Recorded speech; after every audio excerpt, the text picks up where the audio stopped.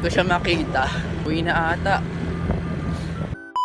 Araw ng Webes at bukas na tayo. May maaga nga palang umorder sa atin at dadali natin to sa Navarro Subdivision. Marami-rami nga ito kaya naman iginaya ko kaagad.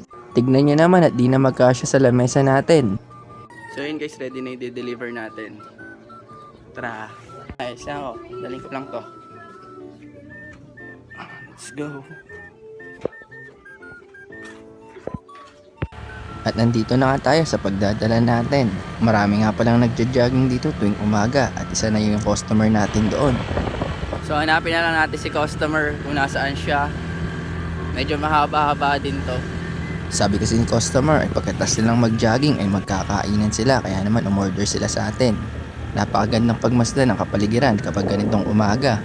In-enjoy ko na nga lang din pagmasdan ng magandang ulap at nilasap ang malamig na hangin habang hinahanap ang customer natin.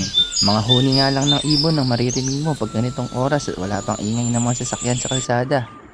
Hello guys, inaantay natin yung customer natin. Pabalik pa lang sila dito sa pinagja-joggingan nila. Wait na daw sila dito. Tara. Kita. Thank you. Okay Eri na yung po. ano nito. Alam mo rin. Pasensya ka Okay na na po. rin. Thank you po. Thank you.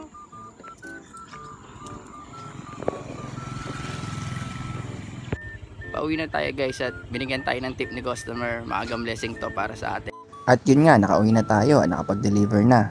Guys, paalala lang, wala nga po pala tayong tinda ng Thursday at Friday. Saturday na po ulit ang open natin.